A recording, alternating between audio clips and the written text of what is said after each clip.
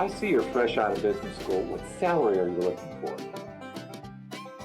Somewhere in the neighborhood of 125,000 a year. That's dependent on the benefits package. Well, what would you say to a package of 5 weeks vacation, 14 paid holidays, full medical and dental, company matching retirement fund up to 50%, and how about a company lease car for up to 2 years? Let's just call it a red Corvette. Wow, are you kidding? Yeah, but you started it.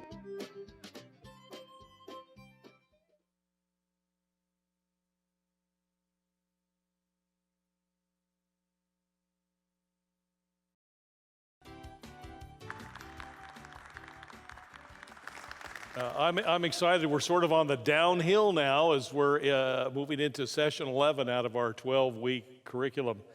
Tonight is all about closing the search and opening the future. We're going to actually look at two different aspects of where we are in the process. We're going to talk about getting that job offer and how we deal with the job offer most effectively. And then once we start to work, how do we get off to a great start? How do we get off to a start, if this is the job that the Lord has provided for us, how do we honor that gift from Him? How do we honor our employer? And how do we do what we need to be doing so that we have a successful journey? Whether this season for this next employer is 5 years or 25 years, how do we get off to a good start? And so we're going to talk about both of those elements at this point. Most people think when they've gotten a job offer that all the hard work is over, and it's not quite yet over. It's about, I guess, closing the search, but opening the future. And there's a couple of scriptural foundations that we want to use for tonight that will be helpful on both ends of this. The first one is in Acts 13:3. Which reads, "So after they had fasted and prayed, they placed their hands on them and sent them off." I want to encourage you that once you get that job offer, and I mentioned this a little bit last week, I want to say it again. When you get the job offer, we don't ever, I can't think of a good time when we should feel rushed into responding. I'll never forget my friend Sharon. Sharon, after many, many weeks of going through this workshop, she came into one of the sessions and she was beaming ear to ear, and she had gotten a job offer. And I said, "Well, what'd you do?" And she said, "Well, as soon as they offered me the job, I screamed out, 'Yes!'" I said, "Well, you did exactly what I told you not to do." One of the things I want to suggest is that you don't ever respond either positively or negatively at the moment you receive the job offer. That you ask for time, that you tell the person who's offering you the job that you're very, very honored by the fact that the job has been extended to you. You're very pleased that they think that you're the right person for the job, and that you would like to give it some very, very final serious consideration. Well, does that mean that you're not interested in the job? Not at all. But I have several questions, and I want to make sure I get my questions asked and answered before I say yes. I'm sure you would want me to go into this knowing everything that I need to know to make an informed decision, yes or no. And I need to pray about this, if that's something that you would do. And I need to talk to my spouse, my life partner. I need to make sure that, when I take a job, it's not just affecting me, it's affecting the whole family. And so in honoring them, yes, ultimately, perhaps it's going to be my final decision, but I'd like to get some inputs from people whose inputs I value. And so when we get a job offer, there should be a period of time. Now, people always ask me, well, how much time should you ask for, David? And my answer is, you always ask for as much as you can get. Now, you don't say it that way, but if they'll give you 2 weeks, you say, fine, I'll get back to you within 2 weeks. I remember early in my career, I was given a job offer with an employer that I did end up going to work for, but when the offer came, the hiring manager wanted an offer, an acceptance, wanted an answer at that moment. And I said, "I'm sorry, I can't do that." My wife works days and I work nights, and we do that so that we can share one vehicle and I can do my job search. I was working a part-time evening job. And so while I'm here talking to you, she's working. I need time to talk with her. And when she gets off work today, I'm going to be working tonight. So it's going to be the weekend before we can even sit down and have a good conversation about this. Well, Dave, if I don't get an answer by X amount of time, I'm going to have to give this job to my second choice. And he went on to explain why it was important for him to get an immediate answer. Now, I don't think that you should allow yourself to be pressured unduly for that. I did give him an answer much sooner than I had hoped, and I'm very grateful I did, because it ended up being a 26-year career where I spent the last half of that career as an executive with a Fortune 100 company. But I almost turned him down because I was being pressured to accept the job unduly fast. After they had fasted and prayed, they placed their hands on them and sent them off. And then over in Romans, in the New Testament, Romans 8:28, as we know that in all things God works for the good of those who love him, who have been called according to his purpose. We need to make sure, we need to validate, we need to confirm one more time that this job is from the Lord, which is why I always suggest we ask for time to pray. We ask for time to get advice of people whom we respect. Because every job offer that comes is not a job that's coming from the Lord. It's not a job that God has necessarily ordained for you. Well, he wants us to be discerning in the process. So we'll use those two scriptures as our foundation this evening as we proceed. Now, when we receive these job offers, we put those in the context of, all right, we need some time to think about it. Oh, by the way, I forgot to mention something that I think is also material here. When you ask for time to think and pray about this, whether they give you 2 weeks or 2 days, you always give them an answer before the deadline. If they say a week, you give them an answer in 5 or 6 days. If they say 2 days, you give them an answer in a day or a day and a half. And you make sure that you let them know that while you're thinking about this, that again, you're very honored. You worked very hard in preparing your resume and preparing for your interviewing to get this job. It's not that you're not honored by the offer at all, but you want to make darn sure that this is, we're going to spend more time together, Mr. or Mrs. Boss. We're going to spend more time together than either of us probably will with our spouses. We need to make sure that this is the right arrangement for both of us. And so it's very, very important to give that due time and consideration to prayer and to discussion with perhaps our spouse and perhaps other advisors that we have as well. We're also thinking about some of the things that might need to be negotiated. There may be questions that we have that come along with the job offer, perhaps some things that we heard either with the job offer or even before the job offer, and now might be the time to begin to formulate all of the questions that we're going to have, and we might need time to do that. My advice would be for those of you that get job offers, and you're all going to get them eventually as long as you stay in the search, is that you adopt the view that there's almost always, 99.9% of the time, there is something to negotiate in a job offer. It's not always salary, it's not always about dollars, but as you're going to see tonight as we go through this, we're going to be talking about not just the salary, the compensation, but the benefits and all the working conditions. All the things that go along with the way you perform, the hours that you work, where you work. Are you going to perhaps talk about telecommuting and trying to operate from home for a day or two? Some of that stuff is negotiable. And they all have economic impacts, to be sure. And so we need to get our list of things together, and we'll be talking about that as we go. And so we'll be negotiating salary and then also benefits and some of the other terms of condition. Now, we're not going to spend a lot of time in the handouts as we don't spend a lot of time every week.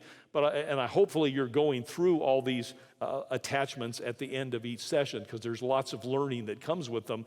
And I only make reference to about half of them in the manual, even while I'm teaching. But I'd like to draw your attention and have you quickly turn a couple of pages to your right and go over to handout 11.1. The handouts are always after the slides in your manual and after the discussion questions, and handout 11.1 would be the first page after the discussion questions, and it's called the sample letter. It's the sample offer letter. And I want to talk about this letter just for a moment or two, because I want to talk about offer letters and something that's generally misunderstood by many, many job seekers. You see, the reality is most employers do not give their offer in the form of a letter. You're not going to get an offer letter with most employment offers. And I always ask people, because that disappoints some, I always ask people, well, now what is it that you're concerned about by not getting an offer letter? And by the way, this offer letter that you're looking at here in this manual, this is a real offer letter. The only things that have changed in it are the person's names and addresses to protect the innocent here. But this is, other than that, this is verbatim. You'll notice the date on the top, November 20th of 2002. Do you have that on yours? Nod of heads? Okay, this is an offer letter that's many, many years old and very typical of the kinds of offer letters. Some will be multiple pages, some will be shorter, but this has the typical boilerplate. They mentioned the position. You can see here they've got the hire date, the title, the pay range, the actual rate of pay. Either it will be stated as an hourly rate or a weekly or even an annual rate sometimes. Then there's a few other statements in here, but if you look down at the bottom in big, bold, all caps text at the very bottom of this letter, it says, this offer letter is not intended to be all-inclusive and does not constitute any type of term or employment agreement. Now, that's material when I ask the question of so many job seekers, why are you so concerned about getting this in writing? And invariably, one of the first answers I get is, well, because it makes the job offer more binding. And just so you know, it doesn't. A written job offer is no more binding or less binding than an oral job offer. And so let me go to the next sentence. Neither are binding. We're in a right-to-work state, as are most of the states in this country, which essentially means I can offer you a job today, and if you don't work out, I can terminate you 2 months from now, 9 months from now, or 2 hours from now. Or I can offer you a job today, and if you show up on the starting date 2 weeks from now, I can withdraw the offer and tell you to go home. Now, that's true of every employer that you've ever taken a job with. Will most employers do that? No. I just want you to know that it's a remote possibility. And getting a written offer letter doesn't make it any more binding than an oral one. The reason that we want to get a written offer, I think, is because it delineates specific information that we need to have and remember. We need to have something documented on what our start date is so we show up on time. And 10 years later, if we've kept this, we know the date we started to work. We need to know what our official job title is in the system. We need to know our rate of pay. We need to know our status. As it talks about here, this is a full-time job and it's exempt, meaning that if you work more than 40 hours a week, there's no overtime paid. You're exempt from overtime by virtue of the Fair Labor Standards Act provisions. This kind of job does not require overtime pay. It tells you when the first performance review is going to come up, and if there's a probationary period of typically 90 days in many companies, it tells you when that ends. So here's what I tell people, and this is the meaning that comes out of this little document that's this sample that's in your book. And I want you to write this somewhere on the document. If you don't get one of these, you make sure you create one of these. You're going to ask to get all of these same details. You're going to ask for the job title and the rate of pay and when you start to work and how many hours a week and all the other things. You write that down. That's the first step. And then, by virtue of either a letter or, in today's technology, a nice email, you send that back to the person that extended the offer to you. It could be an HR representative, it might be a hiring manager, and you regurgitate back to them through the form of something in writing what you think you heard was the offer, and get them to confirm it. If you don't get it confirmed, either two possibilities that might exist. One, you might have misunderstood them and you're under a misconception about what's going to happen. Or two, they may change their mind. and have no intention of fulfilling some of the things that they mentioned. So very important that if they don't put it in writing, you put it in writing. That's the only point I'm trying to make here in a rather long, laborious way. It's a good way to document what's being discussed and agreed to. And if they don't document it, you should. And send them a copy. Again, it can be, you can send it with a stamped letter, or you can send it as an email, or you can send it as a Word document attached to an email, and just ask them to confirm that this is indeed what you thought you understood. Okay, so we got an offer.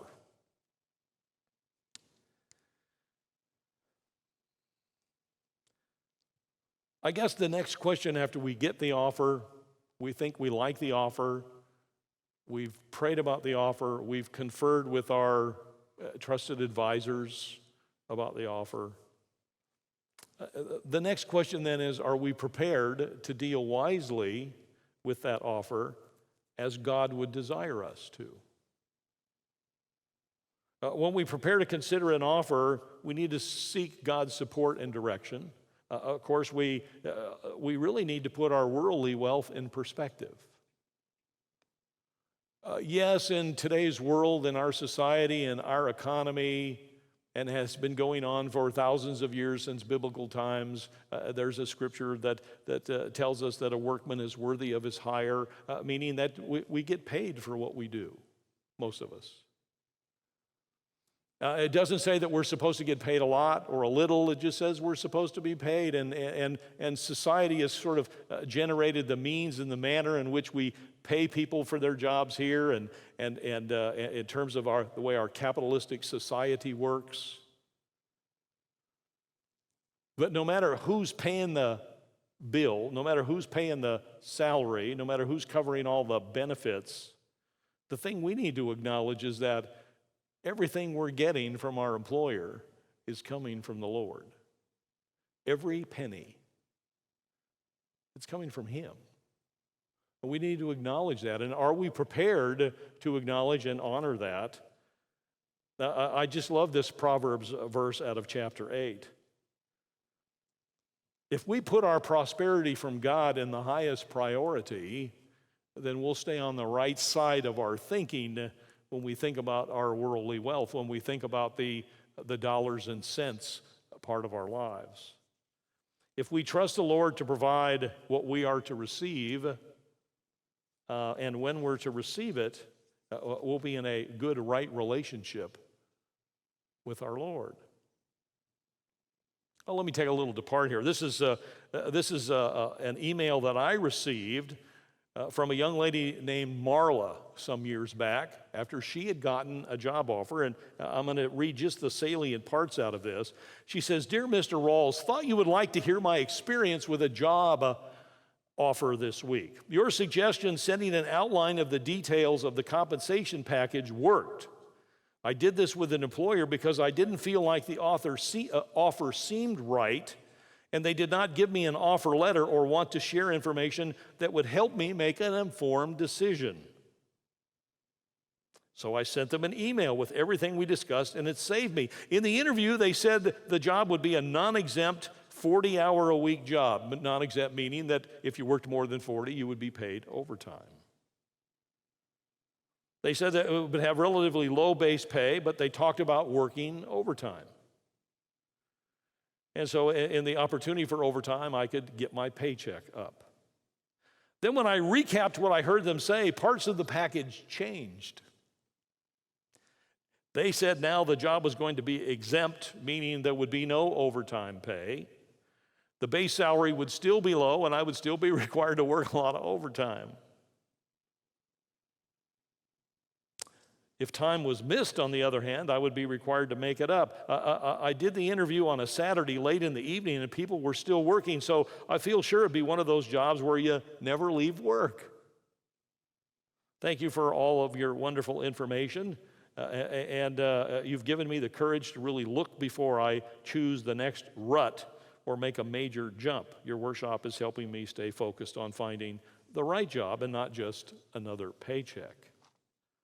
I think that's a good warning from Marla. And she's just one of dozens and dozens of people that have saved themselves from stepping off the edge into something that was far more dangerous than it might have appeared on the surface. So you received an offer. There's still a little bit of work to do. A lot of people will say to me, you know, I've never negotiated a job offer. I'm one of those kinds of jobs that really isn't negotiated. And see, I'm not aware of any jobs like that. Most people equate job offer negotiations with negotiating whether or not they're going to get a higher salary. That's just one of perhaps dozens and dozens of things that might be discussed. I want to draw your attention to a parable that's in the Bible out of Matthew. It's Matthew 20, verses 1 to 16. I want you to write this down, and I really would like you to read this. I have bumped into countless numbers of individuals over the years that needed to read this scripture before they came to work in my company or any company. And the parable is called the parable of the workers in the vineyard. The landowner offers some jobs to men. This is a vineyard owner, and he offers, it's time apparently to do some work in the vineyard, and he offers some job to some men before sunup. The men were gathering around looking for day work, which was often the custom. And so the landowner hired these guys, and he said, now I'm going to pay you a denarius for the day, which was the standard day rate for pay back in that period of time. And then, according to the parable, about 3 hours later, he had some more guys wandering around. He needed some more work, so he put some more on the payroll and sent them out into the field. And about 3 hours later, he found some more, and he sent them out into the field. And so it went on several times during the course of the day. When evening time came, he had his foreman, instructed his foreman, you read the parable now, you'll see this. He had his foreman pay everybody that had worked for them in the day, and they always worked until sundown. They worked until it got dark, which was the typical work day then, particularly during harvest time. And he instructed the foreman to pay them in reverse order in which way they started to work. So the last ones hired were the first ones paid. That seemed odd to some. But what was really interesting is he told the foreman to pay them all, whether they had worked for 15 or 16 hours or they had worked for 3 hours. He said, I want you to pay them all a denarius for the day. Now, there is a point to this story. Many of those that had worked all day long were quite upset, and the landowner's response was, number one, it's my vineyard and my money, and I can pay anything I want to anybody I want to pay. But most importantly, number two, there's another verse in Scripture that says, let your yes be yes and your no be no. And every one of those guys at pre-dawn hours agreed to work all day for a denarius. And now they're grousing at the end of the day as if they hadn't been paid enough. Or they're jealous that somebody else had been paid more per hour. Now, to me, when I read this, and I've read this parable, I can't tell you how many times, it sounds to me like the typical American worker. And I'm not saying that to insult anybody. We've gotten rather selfish, and we think that we're all the right arbiters and judges on how fairness ought to be meted out when it comes to salary and hourly wages and pay. And this is what I used to tell employees when they would come into my office when I was serving as the VP of HR, and I would have employees come in and they would say things like, and this is just a typical story that represented dozens and dozens of people that I heard, and it might go something like this. David, I've been on the payroll for 6 months, and I just found out there's 2 people that got hired after I did work in my department, and they're making $4 an hour more than I am. And my first response would be, so? Is there some reason for you to believe that they're not worth more than 4? Oh, I do much more work than they do. Well, then I think you need to have a talk with my boss told me that I'm not worth $4 more. I'll go back to that statement that I mentioned just a few minutes ago. Let your yes be yes and your no be no. When you accept a job for a certain amount of pay, you've made a commitment not only to your employer, you've made a commitment to the Lord. The money's coming from Him. You have no reason to grouse, complain. If you want to earn more money, then you need to start working harder and earn more money. If they're not going to pay you more money, then you have the alternative of going somewhere else and selling your labor to someone who will pay you more money. That's the wonderful thing about this capitalistic society. Just as any employer can terminate you for just about any reason they want to, save a few illegal reasons, you have the opportunity to leave your employer just about any time you want to, unlike many people who were employed in biblical times who, quite frankly, were slaves. They couldn't leave. That's why it's so important that we deal with these job offers appropriately, because we need to live with the consequences of these job offers. And if we are going to be given a job offer that's low and we end up being underpaid, it's not the employer's fault. It's ours for saying yes. So don't say yes until you're ready to say yes to the salary and or all the other. Well, wouldn't it be terrible to get a job that paid a great salary? Somebody said, I've never made more than $40,000 a year, and somebody was getting ready to offer me $70,000 a year. I said, before you go jump on that with all the glee and energy and enthusiasm that you can, because it looks so appealing to you, find out what's required for the $70,000 a year. If they expect you to be there 7 days a week, they expect you to be on call 24/7, if they expect you to be gone away from home at least 6 months a year, if they expect this, if they expect you to violate your own convictions, if they expect you to violate the law, if they expect you to do this, that, and the other, all of a sudden 70 doesn't look so appealing anymore. When you find out what they're asking, there are some companies that pay top dollar because it's the only way they can get people to stay employed there. It's called money for grief. It's called money for pain. Don't think that all the great $70,000 jobs, way above the market price jobs, are all that great. They may be, but it doesn't necessarily mean they are. We need to know what's required for these jobs, and that's another reason we don't jump on every job offer the moment it comes off the lips of the person offering the job.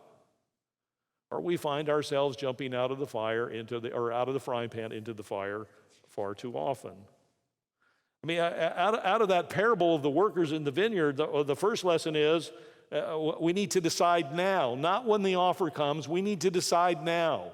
I can't tell you how many thousands of times I've said this to job seekers. You need to know now what you're willing to work for, given what you're asked to do. Now, there's going to be a range of what you're willing to work for, because there may be a range of what you're being asked to do. But you need to start determining that amount now. How do you do that? Start looking at salary survey information. It's out there on the internet. Many of us who were working decades ago, we didn't have the benefit of all that information that's available today. It was a lot of hard sweat work to find out that information. Now it's just a click of a mouse and you can learn all kinds of great stuff. The second is we need to understand the things that are negotiable and the best way to negotiate those things. And that's what we're going to spend the next few minutes on. So let's talk about negotiations. We need to recognize that there's several things that are important tenets to good negotiations, particularly job offer negotiations. But I want us to get one more biblical foundation in here, and this is not in the slide. You're going to need to write this down. This is Isaiah chapter 1, verse 18.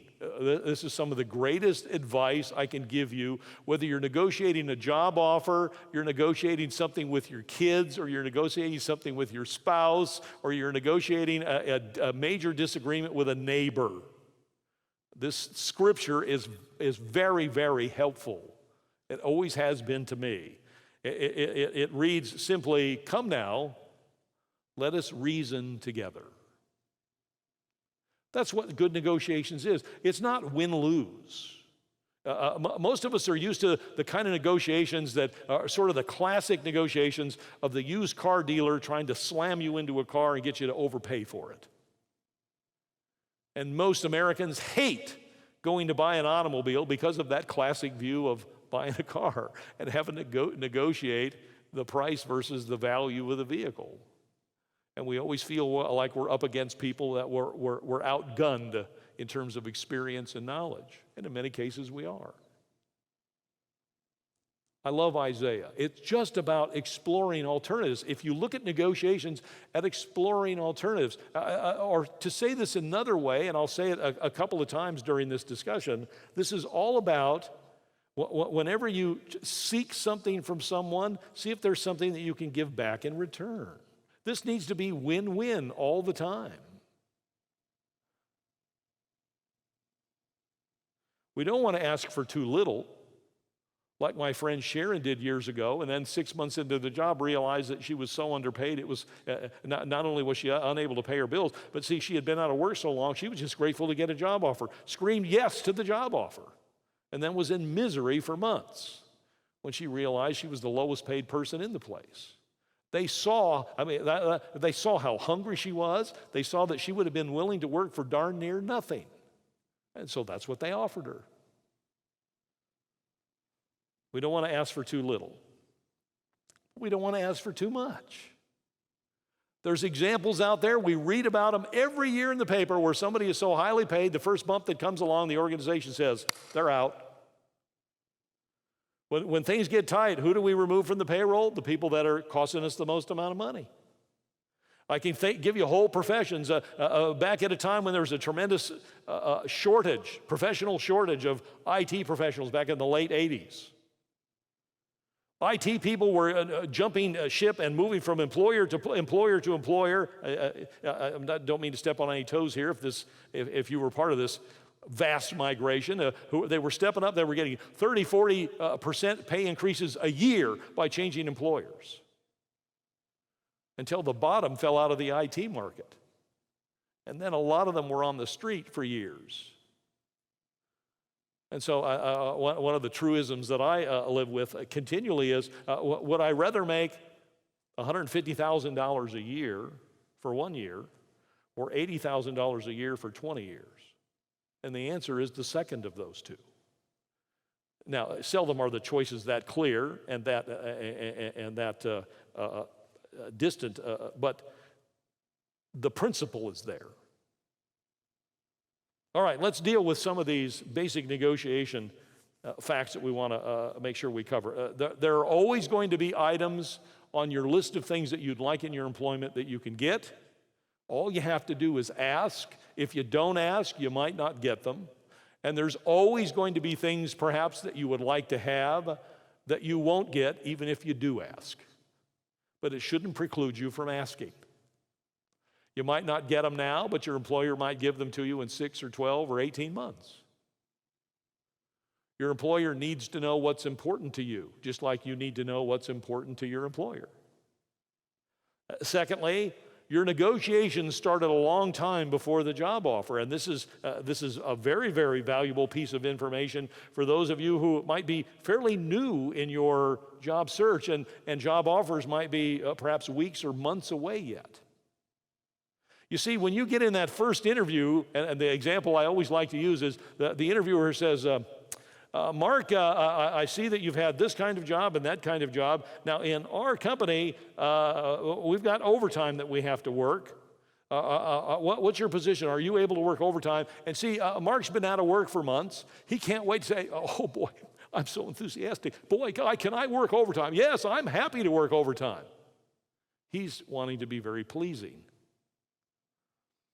And 2 months may go by and Mark may get a job offer and 6 weeks into the job, all of a sudden overtime's coming at Mark more than he wants to swallow. It's every Saturday, every other Sunday, 2 or 3 weeknights till 8, 9 o'clock at night. And he says, stop. I can't work this kind of overtime. And the employer says, hey, there's a note right here when you interviewed with so-and-so, she asked you about overtime, and you said you could work any amount of overtime that was necessary.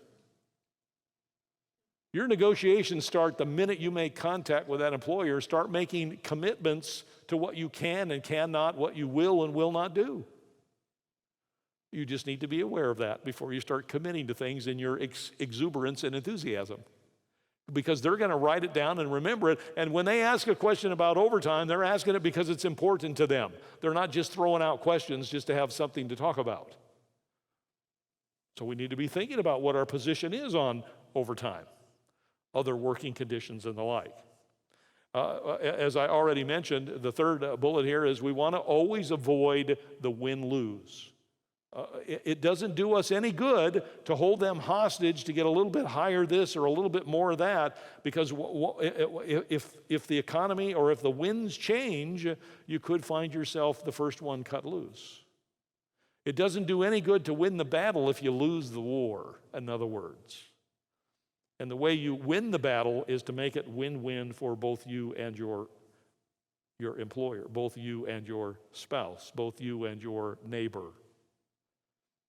And then fourthly, we need to be very deliberate, very purposeful in terms of what it is we're trying to get or give in our negotiations. Another way to say that is we need to know in advance. We need to have this stuff written down. We need to have a list of things that are important to us. And if you haven't created that, so you don't leave it to perhaps a sketchy memory, which might be weeks or months from now, I would start writing down those things that are important to you in any job. I'd get a list of those things. These are the things you'd like to have, and these are the things that must be available.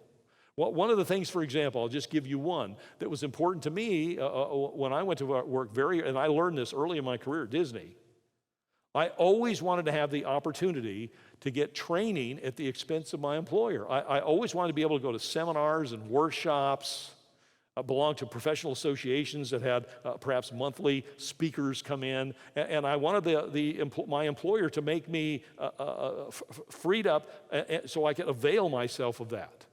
And for my entire time, both at Disney and then at GTE, I was in 2 or 3 seminars every year. It was part of my own personal growth plan. And now I found an employer that liked that. I found an employer that endorsed that. But every employer doesn't. And I wouldn't have gone to work for an employer who didn't, regardless of the pay, the position, the short drive to work. So some of the other free cupcakes on Tuesdays or whatever else they might have thrown in to, no pun intended, sweeten the package. That training thing was on my list of that's a must-have thing. And I found it to be an invaluable thing for my career. So we want to be purposeful. And then lastly, and I'm going to say this 3 or 4 different ways over the course of this session, I want this to sink in. This may be the most important principle that I'm teaching in this session. You always have to put compensation in the context of the whole offer. And I'm going to say this different ways so it sinks in, because some of you aren't going to get it after the first 2 or 3 times I say it. You're going to hear the words, but it's not going to get in. Let me give you first one explanation of this. I've already said it once, by the way. This is number 2. You never say yes or no to a job offer. You need to write this down, circle it, highlight it with a yellow highlighter when you get home, make yourself a sign, print it, and hang it on your wall. That's how important this principle is. You never say yes or no to a job offer until you have all the details understood. All. Not some, not the most important, all. You never say yes to a half a job offer, a quarter of a job offer, or a third of a job offer, or 75% of a job offer. If you do, it's to your own detriment. You can't say yes to the compensation and say, now let's talk about some of those benefits. You've already lost all your negotiation leverage as soon as you accepted the compensation. You can't accept a job offer in pieces. You don't have any negotiations left. The only negotiation leverage that you have, and I say this in the most positive way I can, the leverage that you have is you haven't said yes to the job yet. If they don't hear everything that's important to you, if they've already got your concurrence that you're going to start to work for $12 an hour, the other stuff can go right by them now. They've already heard, yes, you're coming to work for $12 an hour, and some employers aren't going to give a rip what else is important to you. Because they've already got you committed, emotionally and otherwise. So we always need to put compensation in the context of the example I use. Is $70,000 worth having to be available 24/7, never being able to be home with your family, having to respond to work needs at 10 o'clock on a Saturday night, having to go in and cover for somebody's shift who's sick on Sunday evening because you've got a 24, I mean, I've worked in a manufacturing environment where people work 24/7. And if somebody couldn't be there, then somebody else had to cover for them. That needs to be understood and committed to along with everything else. Here's another testimonial I got from a young lady by the name of Odalisa. She writes, "Hi, I read your book 2 times. I love the way she said this, so beautifully simple. 3 months ago, I got laid off from my job. In my first interview, I read all the instructions that your book has, and then on the second and third interview, I did the same. I followed all the instructions. I followed the procedure for the job offer. I was able to get $4,000 more than what they were offering me initially. I'm so grateful. Your book was a blessing to me. Thanks for writing the book. Now I have a job, and a good job. I feel peace that it is the job God wants for me. God bless Odalisa." You just need to follow some pretty simple, this is not complex, it's not rocket science.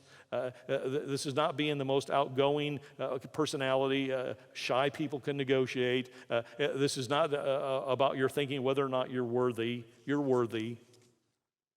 Okay, let's move into, now that we have some of our foundation pieces here, let's talk about some negotiation tactics. And I'm going to go through these kind of quickly, so keep up with me, all right? The first one is wait.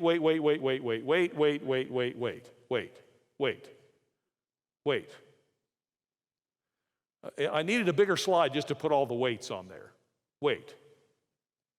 You don't want to talk about money and the financial parts of a job too soon.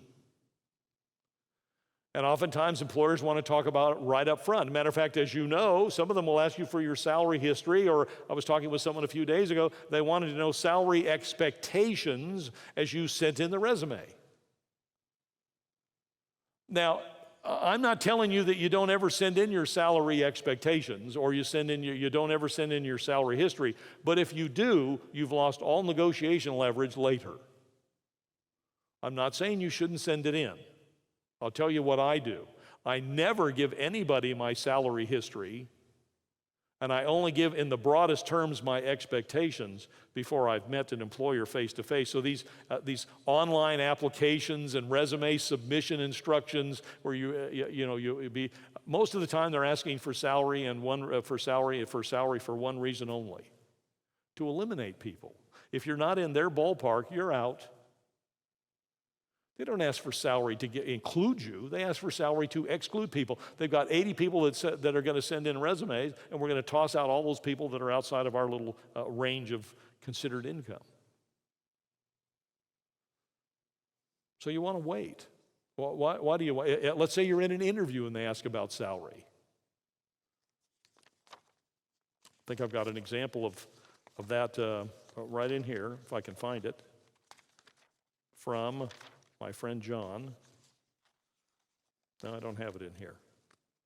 My friend John Robinson talked about this in a testimonial that he wrote. Every time they asked him about salary, he asked to defer the discussion.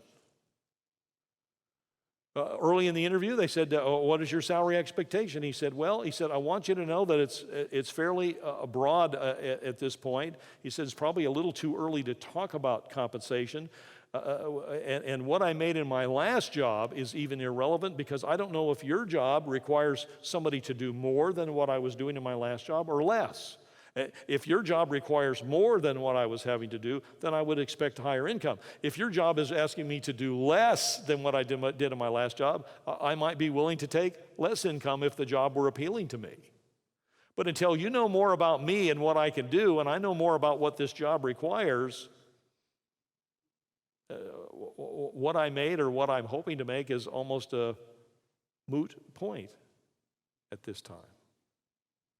And there's a lot of truth to that. And I would try and defer the discussion to income to the extent that you're comfortable deferring it, knowing that the longer you can defer it, the best time, every negotiation expert will say the same thing. Some of us will be better at this than others, but here's the principle. The longer you can wait to talk about your money expectations, the better off you're likely to be. When are you going to be worth the most to the employer that you're talking to? At the point when, not when you're one of 400 people who have sent in resumes, not when you're one of 80 people that might have been screened on the phone, not when you're one of 18 people that might have been brought in for face-to-face interviews, not when you're one of 7 people that might have come in as a semifinalist to talk to the hiring manager's boss, not when you're one of 3 finalists who's going through several other intimate steps now in the process, but when you're the one selected, that's when the employer loves you the most. You'll never be more valuable to that employer than at that moment. Because when you're one of 80, there's 80 other people as valuable as you are, or 79. When you're one of 3, if you're out of the ballpark on pay, there's 2 other people that have already been deemed to be acceptable. We're just trying to find the best one. When we get down to 3, they're all 3 hireable. I want to find the best fit, the best cultural fit, the best communication fit, and in some cases, it even comes down to economics. When I'm looking for a lawn man to cover my lawn, and I had lost my last lawn man, landscape person, and I'm talking to 2 or 3 landscapers, I've already pretty much decided I like all 3 of the jobs that they do. Some of the decision is one guy wants to charge X dollars, somebody else charges X plus, somebody else charges X plus plus. If I can't work with getting either of these others, if I deem them all to be relatively the same in terms of what they can provide me, then I'm going to opt for the one who provides the best for me at the least price, and so would you. And employers are making these same kinds of decisions because it's the American way.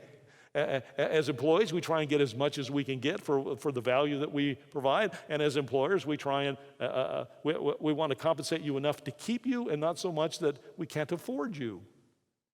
When the air traffic controllers decided they were going to be worth more than what the United States government wanted to pay them, and some of you may have had relatives that were in that situation back in the 1980s during the Ronald Reagan administration, Ronald said, I can't afford what you guys want, you're all fired. We'll hire people that are willing to work and do the same job, same quality job that you're doing for a lot less money.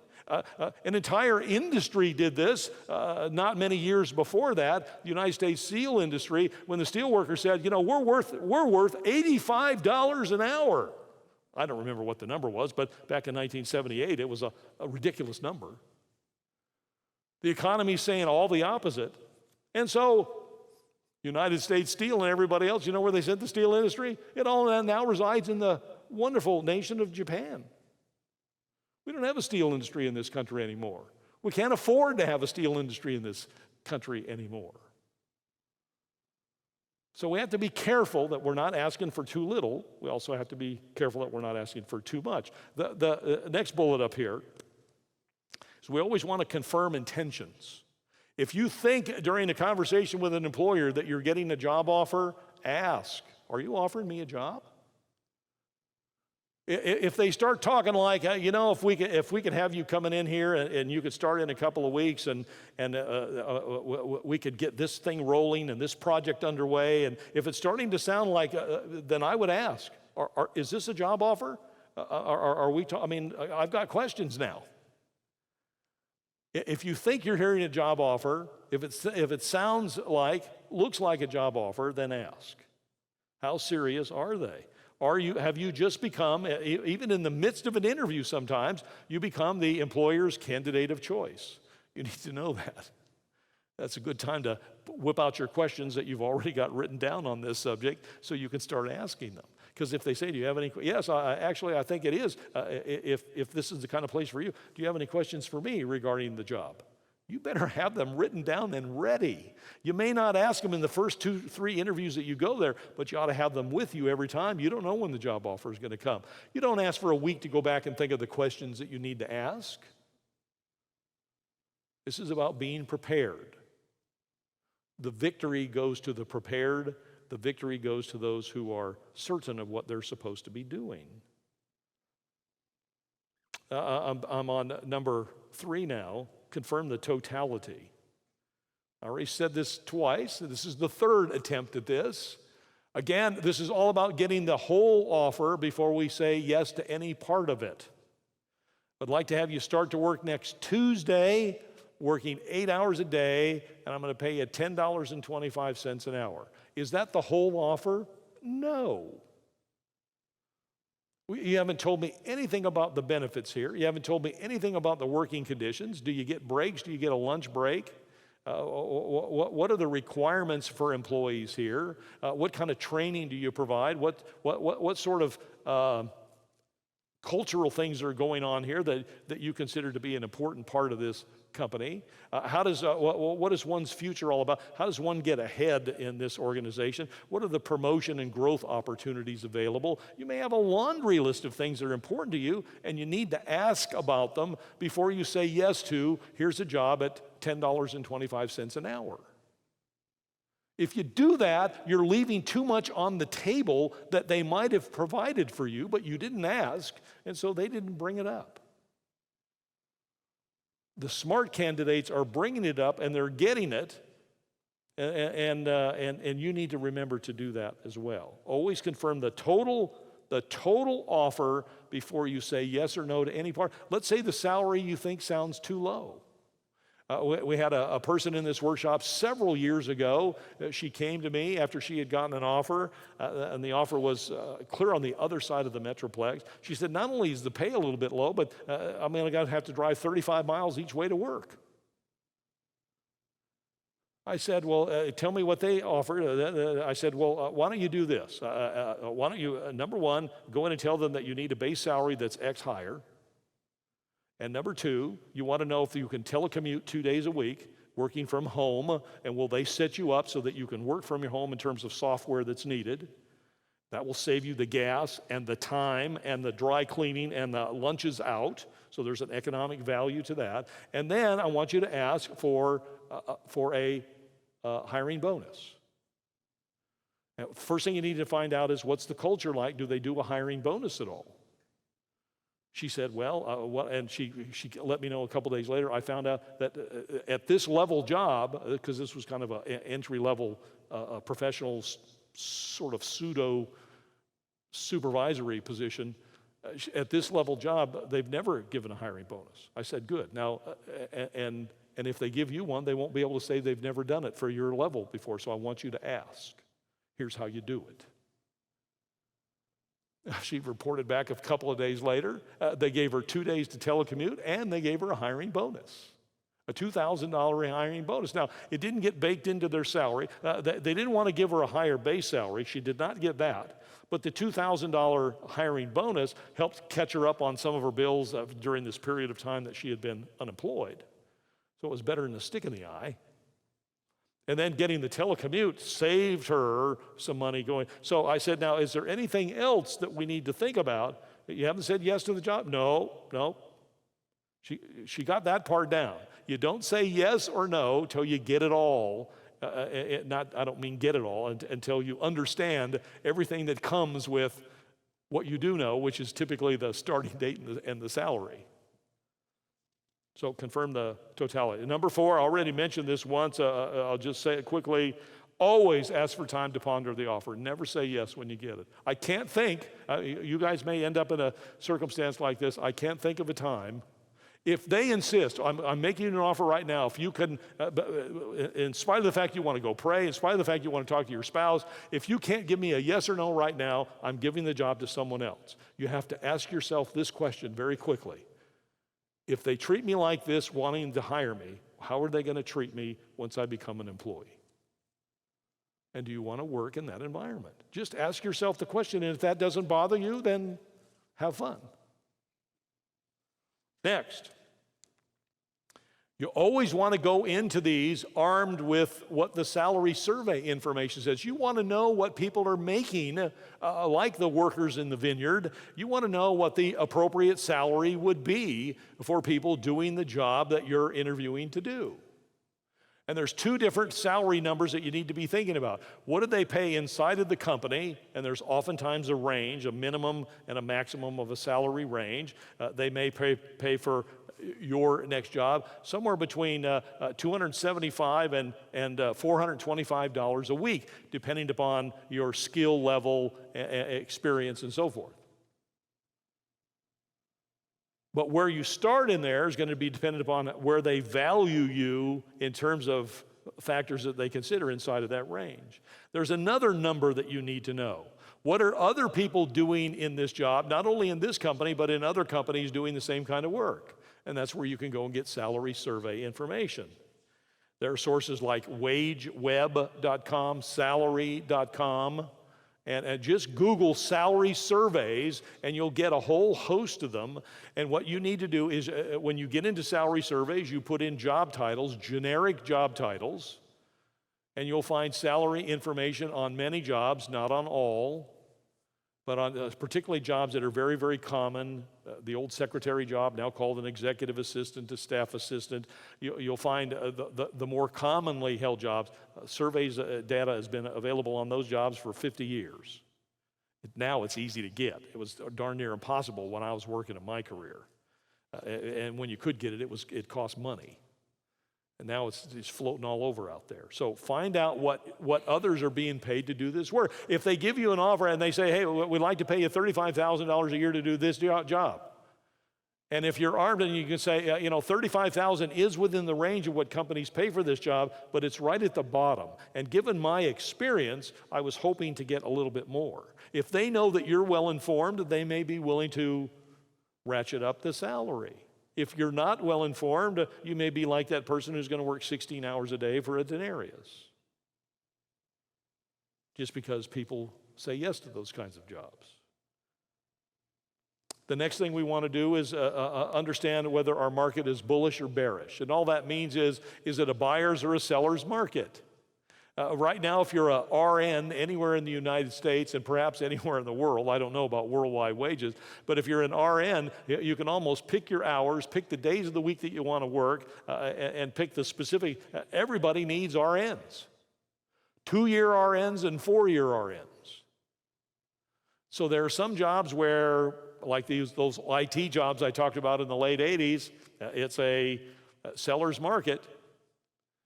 When it's a buyer's market and things are a little bit more bearish, then what we have to worry about is, again, we don't want to ask for too much because things are trim and bad. And remember, we're in this free market enterprise, which means salaries can go up and down. And let me assure you, there's not an HR person or a hiring manager I know that thinks the logic that many job seekers think, that because I made X amount of dollars in my last job, I have to be automatically worth at least that much in my next. There is no relationship in their thinking that way. None. You are not worth what you got paid. So dispel that right now.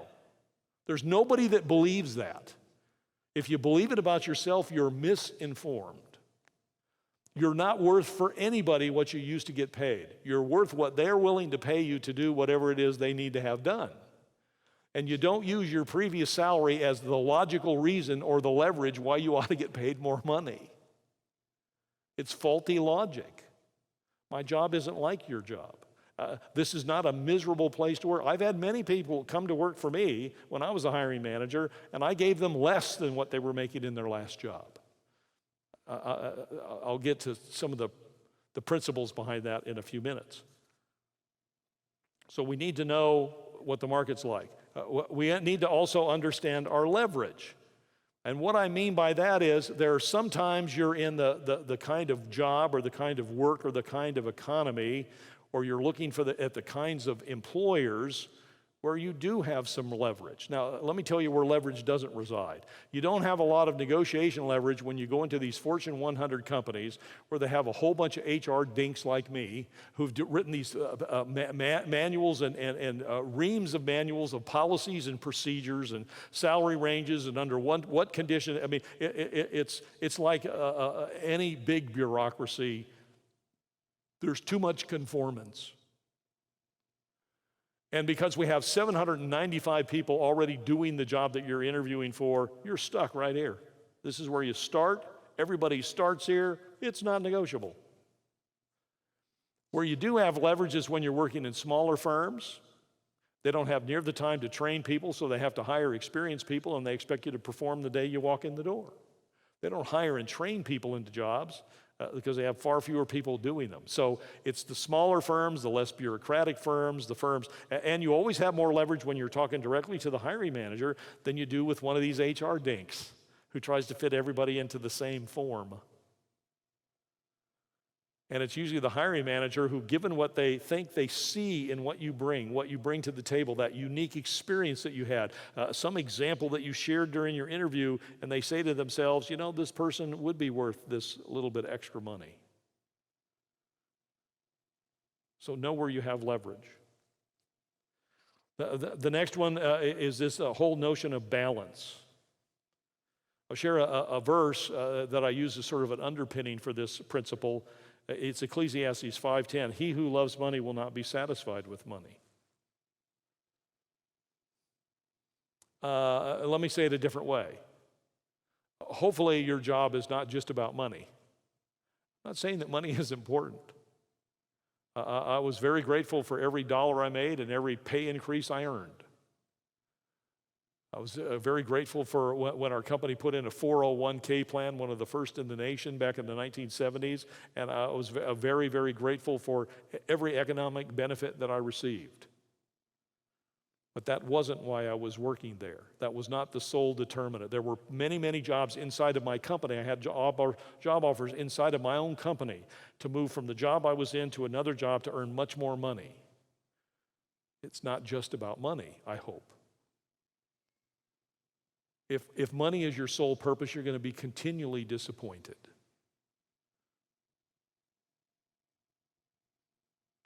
Balance, need with greed. Long term with short term.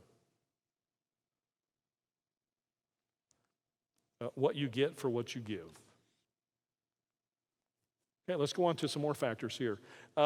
If you're running into trouble doing some negotiations, one of the ways that you might be successful in perhaps getting a bump in the base salary offer, or getting them to offer this or that if you're looking for some more economic benefits. And this worked for me in one instance where you're talking to the hiring manager. They're offering you a job that's this big. Your last job, as you recall, was this big. It was considerably bigger. This job is a little narrower. This company is organized differently. People are a little bit more specialized. They don't have quite the generalist breadth in their work. So this job is a little bit narrow. It needs every bit of degree of your skill. It's just a narrower focused job.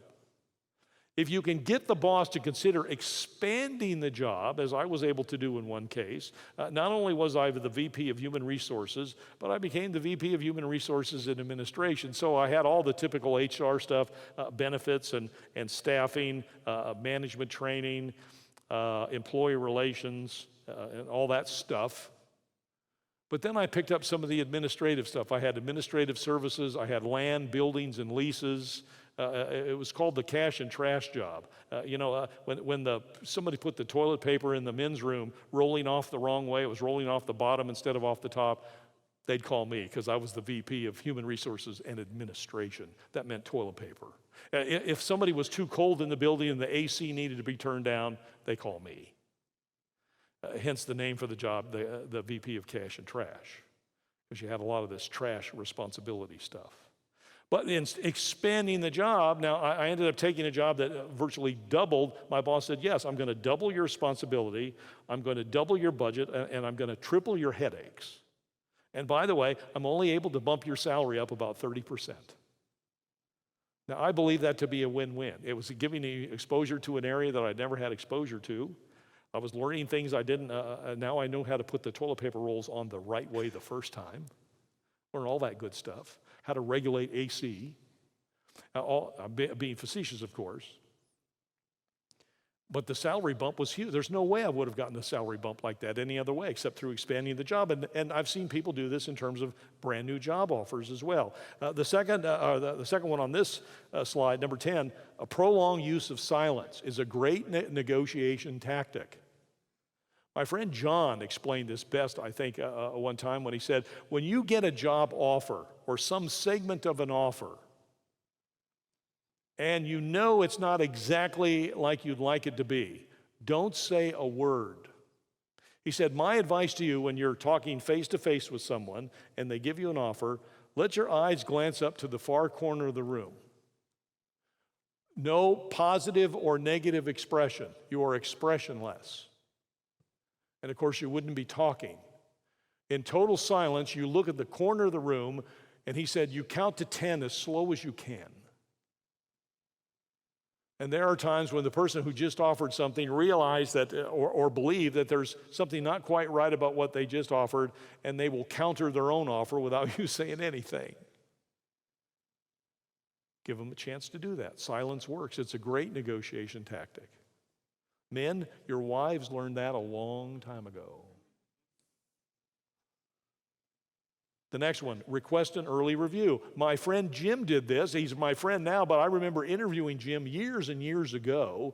I was backfilling him in a job. When I became the VP of HR, I had to fill myself in the director's position that I had just vacated. And I interviewed Jim, and one of the things that, as I mentioned, I hired Jim to work for me, and the job offer I gave him was a significant decrease from the job that he had previously held with his previous employer. What Jim didn't understand was our benefit plan was much richer. Our benefits at the time were worth almost 40 cents on the dollar. So for what I was able to pay him, his benefits were worth another 40% in real money, just because of the level of benefits, having both a non-contributory pension plan and a 401k plan. And I mean, it was just rich, both in short-term and long-term benefits. But Jim was smart. He was really concerned about taking a pay cut because it was obviously going to impact his take-home pay immediately.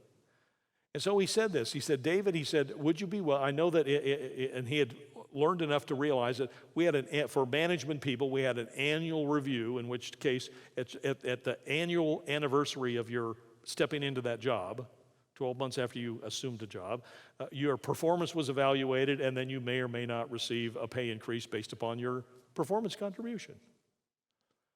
And Jim's simple request was, okay, if you can't bump my salary, because I had an internal equity problem. I had people that had been around that were very good contributors that weren't making what Jim was making in his previous job.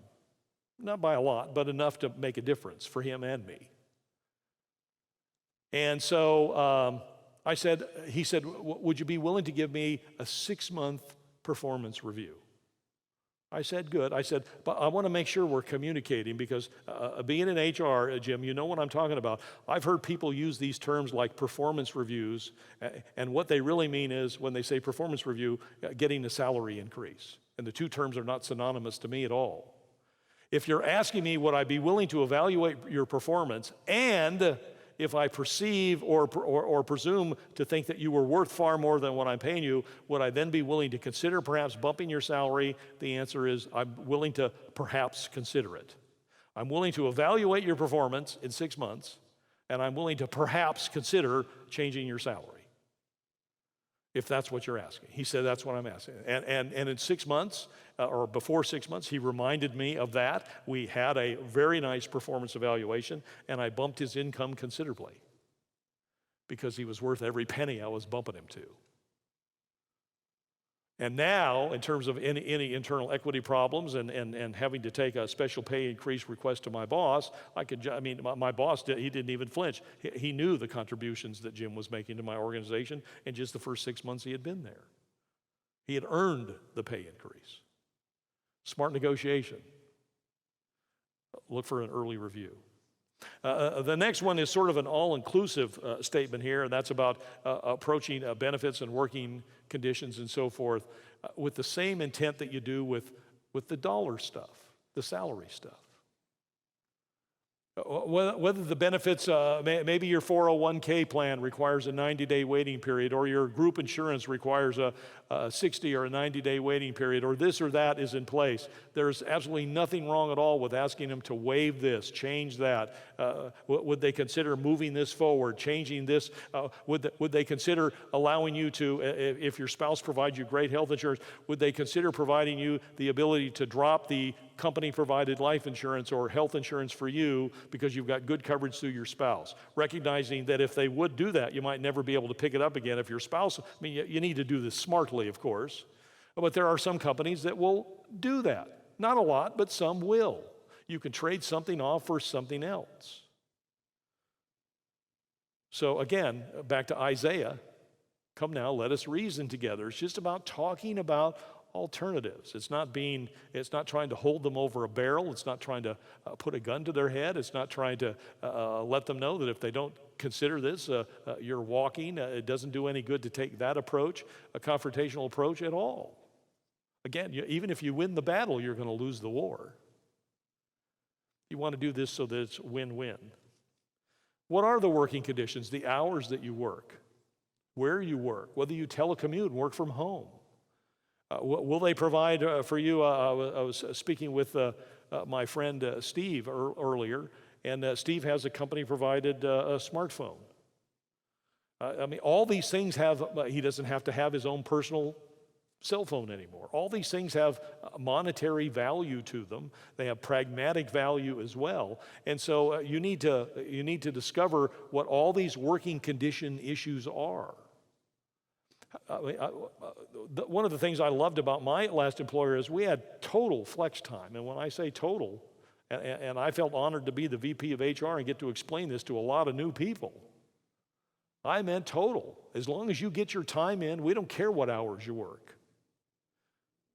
When we first started flex time many, many years ago, you had to start no sooner than 6 a.m., and you had to stick around till at least 2:30, and so you could, and if you could start as late as, I think, 11, if my memory serves me, and so you had to work, if you took a half hour for lunch, you had to work till 7:30, but that was the relatively narrow window. After several years of that, we blew that away. You just get your 8 hours in. You can do 4 hours in the morning, take 4 hours in the middle out, and work 4 hours later in the day. If you get your 8 hours in, we're tickled as punch. And that had a lot of value to people. So find out what the working conditions are. The ability to get training. One of the things that was important to me as a middle manager and then senior manager person, as I mentioned to you, was training. And I also wanted the company to pay for my affiliation with at least 2 professional associations. Our company had a standing policy for everybody in managerial jobs. We had to be involved in community volunteering. So whether we joined the Chamber of Commerce, the Junior Chamber of Commerce, the Rotary Club, whatever, the company footed that bill for that. Not only for the annual dues, the membership fee, but if we had to go to a monthly luncheon or whatever, the company reimbursed you expenses for that too. That was an important, valuable benefit to many of us that worked in that organization. You need to find out what those are and where the restrictions may be. It's important to write all this stuff down. What's important to you, what's not important to you, and we're going to talk about how you negotiate those in just a second. But as we move into this whole win-win, remember, we don't want to expect to get everything we ask for. So we need to list these things out. After we get our full offer, we've already got our prepared list of all those things that are mandatory, important to us. And so now we're going to go back and we're going to talk to the employer about 1 item, 3 items, 7 items. And we may not get everything that we'd like to have. We just need to go into that with that expectation. But we need to prioritize what we're after. And I always suggest that you put the least priority things at the top. I know this sort of seems antithetical to some people. You put the least priority things, the things that you're willing to toss in as no big deal, put those the first in your discussion list. They say, well, you know, Dave, we know you'd like to have 17 paid holidays a month, but we're just not able to do that. You need to be willing and eager and in a smiling way say, well, that's okay. I mean, I didn't really think that was a particular, I mean, I'd love to have that, but and I thought it was worth asking, but that's fine. We'll just toss that one out. You need to have these things that you can toss out easily, and then as you get down to the more serious things, the more that are, you get down to some that are, these are kill cards for you. If you don't get a certain amount of flexibility or a certain level of base pay or a certain this or certain that, you need to let them know. Now, these last three, these are much more important. We need to find a way to make something work out of these. We need to reason this through. Whatever I'm at, if there's something else you need from me, I'm willing to consider giving you something else, but I need these in return. Remember, everything you ask for, you ought to be willing to give something for it, whether it's a commitment to something, time for something, or give up something else, whatever it is, it needs to be some logical trade, an emotional, an economical, a committal kind of trade for one reason or other. So save the most significant for last. And then, and I want you to underline this. Again, this is one of those other major principles. This is key for every single person who finally says at the end of negotiations, okay, given the start date, the title, the pay, all the things we talked about, some of the things you've made accommodations for me in the job. I get to take off the last Saturday in June to visit Aunt Tilly's daughter's wedding up in New Jersey. Not that I want to go to New Jersey, but I committed while I was unemployed that I would come and help with the wedding. By the way, and I usually use this example, I may have forgotten to use it tonight, so I'm going to say it right now. If you've got things like that looming out in your future, they need to be talked about before you say yes to the job. This is part of the negotiations. You don't wait to ask to go to Aunt Tilly's wedding after you start to work, or Aunt Tilly's daughter's wedding.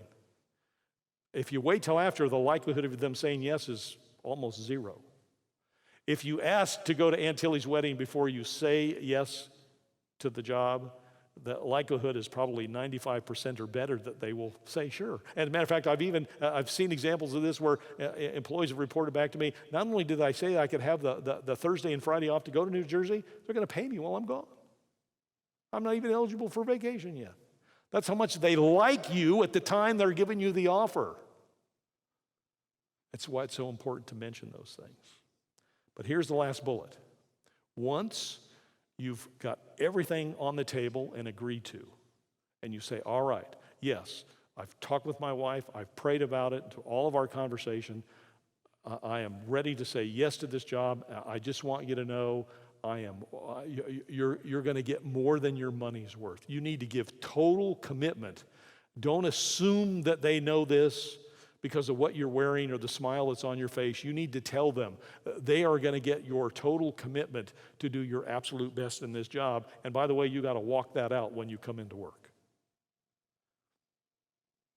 And that's very explicitly discussed in Ecclesiastes 9:10. You need to let them know that you are 100% all in for this job. You are grateful for the offer. You are grateful for their willingness to consider some alternatives to the offer. And now that you've finished all that, because, there may be a few painful parts there that they had to swallow hard when they said, oh, okay, if you need Aunt Tilly's time, it's our busiest time of the year, and I'm going to have 3 of my employees are going to complain that you're gone that day. You just started to work 2 months earlier. But they throw that into you because they like you a lot, and they don't want you to be harmed by anything. You need to let them know that they're going to be so grateful that you're on there that pain is going to be minor compared to the joy you're going to provide when you start to work there. Commitment. Ecclesiastes 9:10. Whatever your hand finds to do, do it with all of your might. Commit to that and then demonstrate it. Okay, I got a short clip I'd like you to see.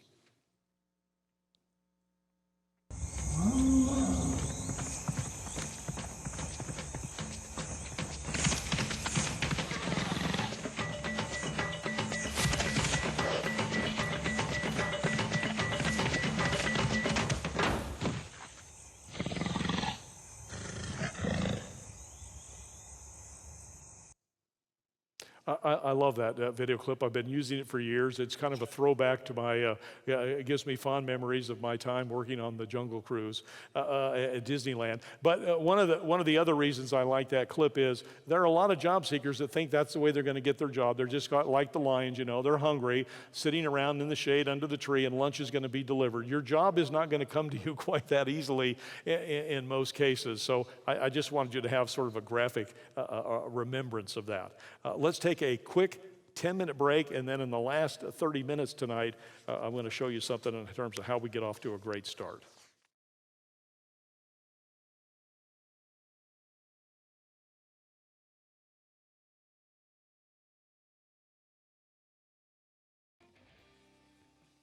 Okay, so you've gotten a new job. Share this little story with you about starting off your new job well. Sometimes when your pride is shot and you've tried everything, there's just nothing beneath you that you might be willing to do. Finding himself desperately in need of a job, a man went to the city zoo hoping to get a job feeding or cleaning up after the animals. Although no such opportunity was available, the zoo manager, seeing the size and strength of the applicant, suddenly got an idea. He said, there's a few creatures in our zoo that attract attention like a gorilla. Unfortunately, ours died yesterday. If we got you a special fursuit, would you be willing to imitate him until we can replace him? The hungry man agreed to try. He was quite successful as he beat his chest, bellowed, shook the bars of the cage. Much to the amusement of the visitors, they said they had never seen a gorilla with such intelligence. The hungry man was doing a pretty good job. One day, while swinging on his trapeze, he accidentally lost his grip and landed in the lion's cage. The huge beast gave a ferocious roar. Backing away, the imposter realized he couldn't possibly cry out for assistance without revealing that he was a fake. He retreated, hoping to crawl back over the fence into his own cage. The lion, however, followed him. Finally, in desperation, the imitation gorilla yelled, "Help!" Immediately, the lion said in an undertone, "Shut up, stupid, you'll get us both fired." We need to know what we're getting into no matter what job we take. Once we take a job, I just love this little prayer on a more serious note. I call this the prayer before starting work. My Heavenly Father, as I enter this workplace, I bring your presence with me. I speak your peace, your grace, your mercy, and your perfect order into this office. I acknowledge your power over all that will be spoken, thought, decided, and done within these walls. Lord, I thank you for the gifts with which you have blessed me, and I commit to using them responsibly in your honor. Give me a fresh supply of strength to do my job, anoint my projects, ideas, and my energy, so that even my smallest accomplishment may bring you glory. Lord, when I am confused, guide me. When I'm weary, energize me. When I'm burned out, infuse me with the light of the Holy Spirit. May the work that I do and the way that I do it bring forth joy and a smile to all that I come in contact with today. And Lord, when I leave this place, give me traveling mercy. Bless my family and home to be in order as I left it. Lord, I thank you for everything you've done, everything you're doing, and everything you're going to do. In the name of Jesus, I pray with much love and thanksgiving. Amen. What a great way to start a job, with gratitude, knowing where the job comes from. Well, now we want to talk about, you've got the job. How do we get off to a good start? I mentioned this at the beginning of the session. And I'm going to share something with you that I can pretty much guarantee you've never seen before. This is an idea that came to me many, many years ago. You see, my father, who just passed a few years ago, my father spent his entire career from the time that he was 19, never went to college, until the time that he passed away just a few years ago, well into his 70s. What my father did as a lifetime career was he was in the sewing machine and vacuum cleaner business at the retail level. He sold and he repaired sewing machines and vacuums 6 days a week for over 50 years. It was amazing to me. And I would oftentimes go and take him to lunch as I grew into an adult and wanted to spend time with Dad. He was always working when we were growing up. He was always working after we were grown up. Always trying to make ends meet. Loved his work, loved doing it. Even after he sold his business, he went back to work for the guy he sold it to 3 days a week because he just loved doing it. He worked the day he passed away. But many, many years ago, I noticed when I went to pick him up, he was busy with a customer, and as I was watching him demonstrate a sewing machine, and he could sew better than even my mother, who had had a sewing machine her entire life. He was he just could do wonders with a sewing machine. And that's pretty much a lost art today, I guess, in most parts of the country.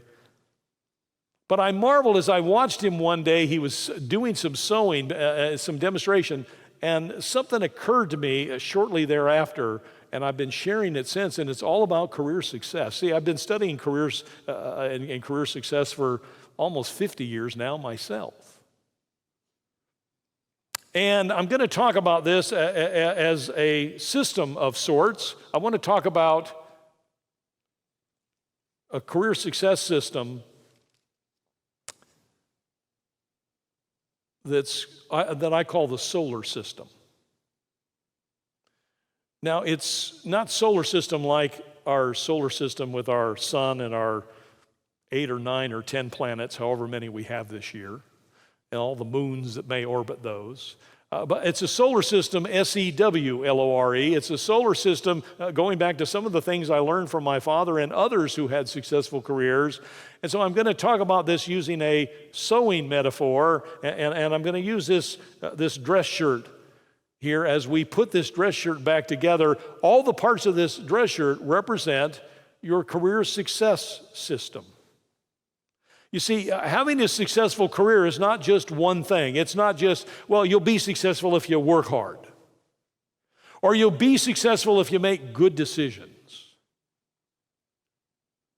Those are important, but they're only small little parts of a much bigger system. And I'd like you to look at career success systematically. Really, this is kind of a precursor to the seminar that I do, be coming up in a few weeks, as a matter of fact, called Creating a Unique Life. It's a seminar that I've been doing for decades. I've done it all over the world, all across the continent of Australia, all over North America, and in several countries in Europe. I've done it for professional associations, companies, college and university groups, and public seminars as well. At one time, it was a day-and-a-half seminar, became a day seminar. Now I've got it pruned down. It's just a half-day seminar, and it's all about career success and how to survive in the society that we have today. And I have someone who's going to help me demonstrate this solar system and our dress shirt metaphor. Steve Rose, come in here if you would. Steve has been helping me with this for many, many years. It's only in understanding all the pieces of this dress shirt as they represent pieces of your career success. And I think it's a compelling, if not interesting metaphor to get you to think about the things that are important for you to be successful in your career and successful in your life.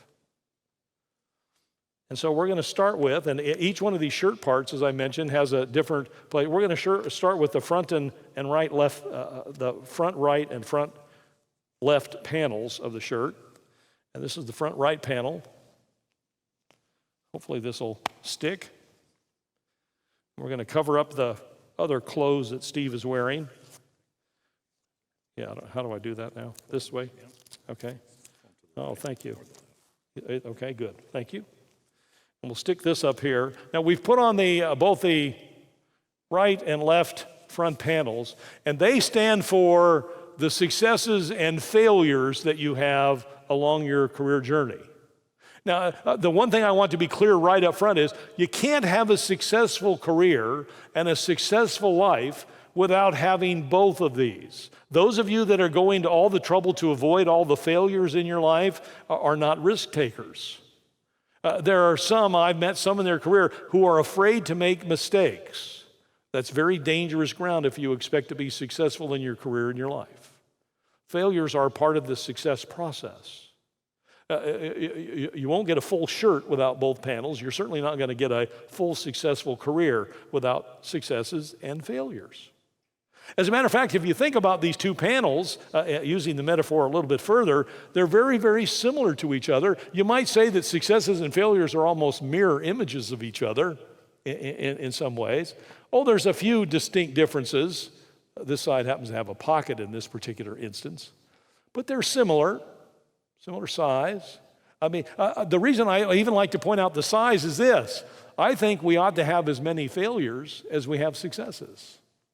And I've bumped into many, many people who are spending great amounts of energy.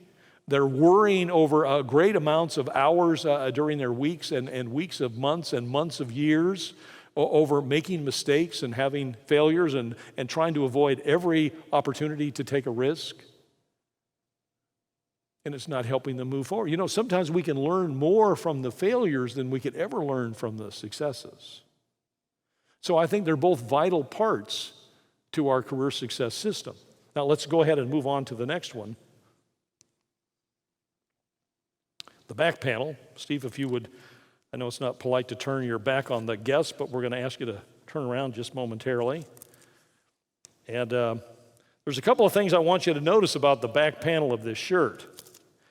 First off, it's the largest part of the shirt, which is why I've chosen it to represent what I've chosen it to represent, which is the fact that your career success is primarily your, let me say that again, your responsibility. There was years ago when we used to give this responsibility to our boss, to our employer, to our parents, to our instructors, to our spouses.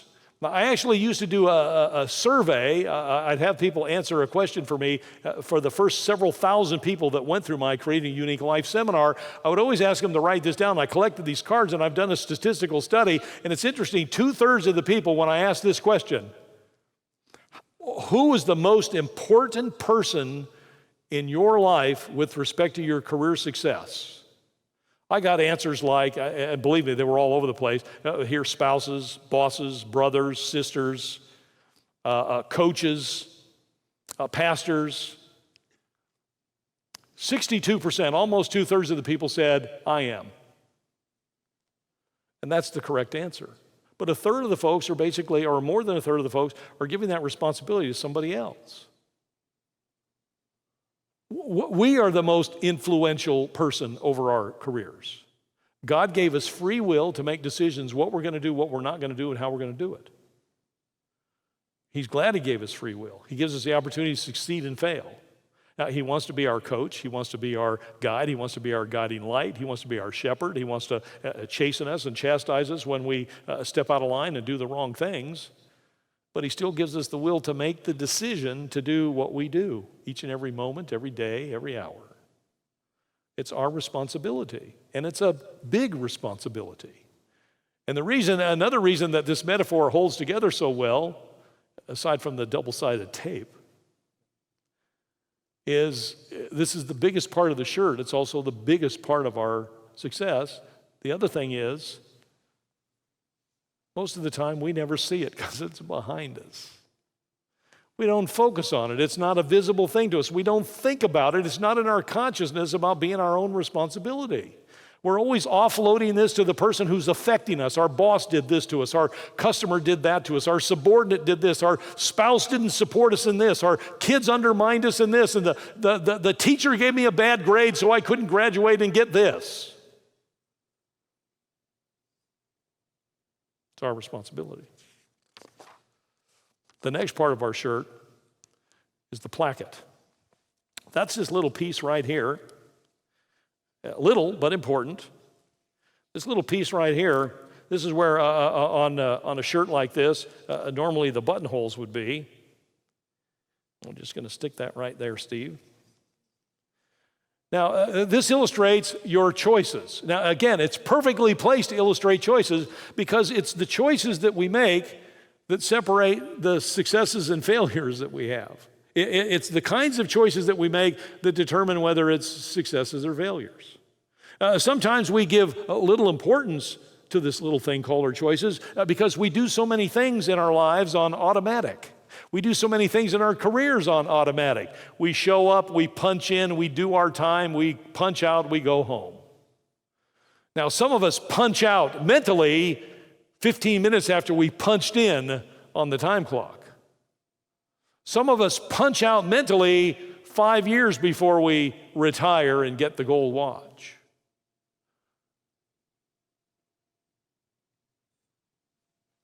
Every one of these are choices, represent choices that we make. And every choice we make, the conscious, the subconscious, the big and the little, all have consequences. Some of them are consequences that are near term. Some of us made choices at 18, 19. My little brother was one, decided he was not going to go to college, did not need a college degree for the career that he wanted to pursue. And that's a true statement. And if my little brother ever watches this video, we've had these conversations before. He didn't need a college degree to be a professional dancer and a professional choreographer. He and his wife danced 7 days a week, year after year after year. The only day off they took for 10 years, from the time he was 19 till he was almost 30, the only day off he took every year was Christmas. He worked 364 days a year.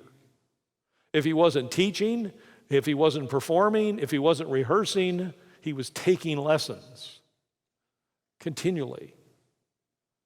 The problem is, as the knees start to go out on a dancer and you start to transition through your 40s, you can't perform like you used to perform. So now you become a teacher, and now he's teaching at several colleges and universities in Southern California, and these jobs come up in the dance schools, the performing arts schools, the fine arts schools of these universities. The job opens up for department head.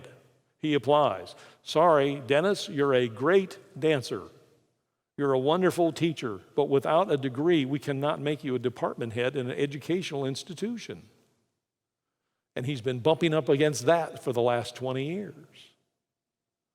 So sometimes we make a decision that's okay for a time, but it has consequences later on. Sometimes we make a decision that has consequences immediately, but they're not consequences on us, they're consequences on someone else. Our spouse or our kids. I remember the first job offer I had was to go to work for an international company, and then 3 days later, we loved where we were working and living, and a great job, and then 3 days later, the company wanted to move me, promote me, give me a pay increase, increase my responsibilities, and move me to Chicago. Didn't have any negative consequences on me. We moved there in January. My wife didn't meet another soul for almost 4 months. She was buried in snow. We had one car. She couldn't even get across the street to see the neighbors, let alone meet them, for 4 months. I went off to work the first day I was there. I had a built-in set of friends and contacts. She was miserable, lonely. It was a terrible time. Consequences on her were immediate. But they weren't on me. But it was based upon a decision largely that I made. Not a well-made decision, I might add. Okay, let's move on. The next two parts are the left sleeve and the right sleeve. Here, I'll let you take that one off if you would, while I take this one off. And we'll stick these on. Now, these sleeves have a great representation as well. This is the right sleeve. This is Steve's sleeve. This is your left sleeve. Right, left. Okay, good. Thank you. Got to make sure I keep my left and right straight. These represent your career destination and your career starting point. Where are you beginning your career, and where are you ending your? Well, if the left sleeve is your final destination, and this is where you're starting, you start with this. You make some choices with some failures and some successes, and this is where you end up.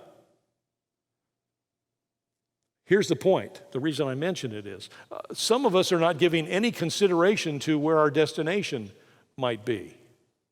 It's hard to end up someplace. A ship captain cannot end up in the port they want to end up in or need to end up in if they don't decide where they're headed when they disembark. Wouldn't it be funny to go on a vacation with your family in an automobile? You get in the car, you drive out of the driveway, you got the spouse, 3 kids, they're all in the back. You get out the driveway, you head down the street, you jump on the freeway, and as you jump on the freeway going one way or another, you say to the family, I have no idea where we're going. Isn't this going to be a fun vacation? We don't know whether we've packed the right clothes. We don't know whether we brought the right maps, if we even brought a map. We don't know if we brought enough money because we don't know where we're going. We're not even sure how long we're going to be gone. No planning whatsoever. No, that isn't how people go on vacation. Most people spend more time planning their vacation than they do planning their life's work, and then they wonder why their vacation came out better than their career. Planning is all about knowing where we are to begin with, where we want to end up at the end of this journey, and then trying to figure out some sort of logical route and alternatives to get there. And that's what my seminar is all about too. It's all about helping us to understand how to move from point A, that's what I call today. Today is always the first day of the rest of your career, the rest of your life, and wherever you want to end up, your destination, your working destination. And we need to have both of those in mind, and they need to be well thought out, and they need to be well described so we know where we are now. Where we are, our starting point is everything we bring into the game, everything. It's all of our experiences, all of our prejudices. It's everything we learned from our parents, everything we got from school, all of our successes, all of our failures, all of our strengths, all of our weaknesses. It's everything we've experienced up to this point. That's our starting point right now. There's nothing excluded from it. Everything we bring, all the baggage, all the good, all the bad, all the ugly, that's our starting point, which is why none of us can take the same route to get anywhere. I love it when somebody says, now, if you're going to get this kind of a job and end up this place in your career, you have to do this, then you have to do this, then you have to do this. I find terrible fault with that logic. If every one of us decided in this room that we were all going to be an MD, and I dare say we're in a society, we're in an economy, and I could just see the intelligence on your face, every one of us could become a medical doctor. The challenge would be some of us would have to go back and get our GED. Some of us already have a master's degree. So it might take some of us 10 years just to get admitted to medical school. While some of us might be able to get into and out of medical school the next 4 years. So we're going to have to take different routes to get there because our starting point is different. Just like when my sister and my wife decide that we're going to take a joint family vacation, we're going to meet them at Disney World, we can't take the same route to get there because they're going from South Carolina and we're leaving from Dallas-Fort Worth, Texas. We're going to be on totally different roads until we get at the destination. That's how we get to our career destination. Many times we take a route and a road that nobody else has taken. And many times that's the best route for us. We can't take someone else's route because we don't have the same starting point. Don't let somebody lock you into that. The next part of our metaphor is our yoke. This yoke is this little piece that goes across the back. And what's important about this, again, sometimes these little pieces are more important than all the others. This little piece called the yoke, which kind of goes right here,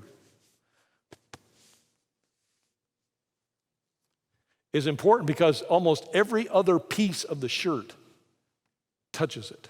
Every other piece of the shirt hangs on it.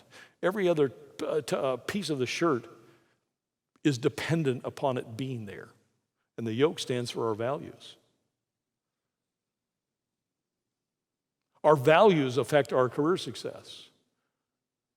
Again, the good ones, the bad ones, and the ugly ones. So we need to be taking an assessment of our values. Where do we place values? How do we live our values? It's one thing to use the words, but how do we walk the talk?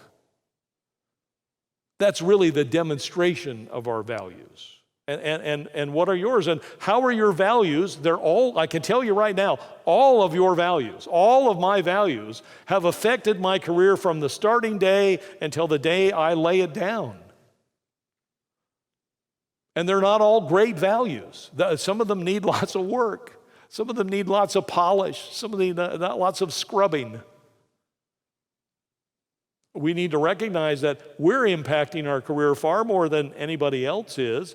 Our boss might make a decision, but many times it's our values that, I read somewhere recently that somewhere between 75 and 85%, these numbers were rounded from a survey, of the people that are laid off or fired, they're not terminated because of their performance, their job performance, their capability to do the job. It usually is something much softer. It's usually communication skills, value differences, personality differences. We've heard that old term, personality conflicts. Well, it's true. It's because on a softer skill level, on a social skill level, we don't mesh. And that's why many hiring managers are beginning to understand the importance of this. It's one thing that you can do the job, but we got to be able to work well together. And so it's very important that we select the right boss and bosses as we go. not just pick the right job. That's all part of our value system. And how many times then do we put our values aside? How many times do we negate our values? How many times do we overlook our values? How many times do we compromise our values? All those things affect our career success. Okay, what's the next piece of the metaphor? Well, let me share this story first. One evening, an old Cherokee tells his grandson about a battle that goes on inside a people. He said, "My son, the battle is between two wolves. One is evil. It is anger, envy, sorrow, regret, greed, arrogance, self-pity, guilt, resentment, inferiority, lies, false pride, and ego. The other is good. It is joy, peace, love, hope, serenity, humility, kindness, benevolence, empathy, generosity, truth, compassion, and faith." The grandson thought about it for a minute, and then he asked his grandfather, "Which wolf wins?" The old Cherokee simply replied, "The one you feed."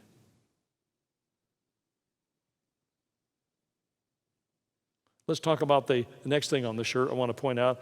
By the way, by a quick show of hands, how many of you have ever or might still own a blue Oxford cloth button-down cotton dress shirt? Yeah, it's always 70, 80, sometimes 90%.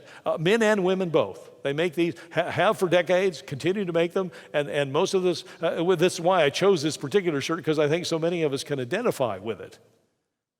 But one of the things, and because if we were all in here with our blue Oxford cloth button-down shirts, we wouldn't know that maybe you have my shirt on and I have your shirt on because they look so similar. And so some of us went to the trouble, we put monograms on our shirt. And the monogram sometimes goes on the cuff and sometimes it goes on or above the pocket. The monogram in this metaphor stands for your uniqueness. It's what makes you different from every other person. And that's why in the seminar that I teach, Create a Unique Life, I spell unique, uppercase Y-O-U-N-I-Q-U-E. Your uniqueness. It's all about, you are unique. Everybody I've ever talked to can do something better, can do something different than and better than anybody else walking the planet. And it's what many of us spend much of our lives trying to figure out what that is. It's our uniqueness. It's why God made us. It's why we're part of this body. He doesn't give a body 29 or 30 ears. It only needs 2 ears. If we were all ears, we might be missing some other parts. We might not have a nose. We might not have enough fingers. But he knows all of us are filling very valuable parts of the body. And some of us may have more visible responsibilities, things that might seem bigger. You know, the hand does things perhaps more visibly than the ankle does, but it's a very, very important part. You can't stand up without an ankle. And you probably can't walk, although I'm not a physiologist. So all of these parts of the body are important. You're an important part of the body. But if you're a nose, stop trying to be an ear. If you're an ear, stop trying to be a tongue. If you're a hand, stop trying to be a knee. Find out what God purposed you to be, your uniqueness. God puts this stamp on every one of us.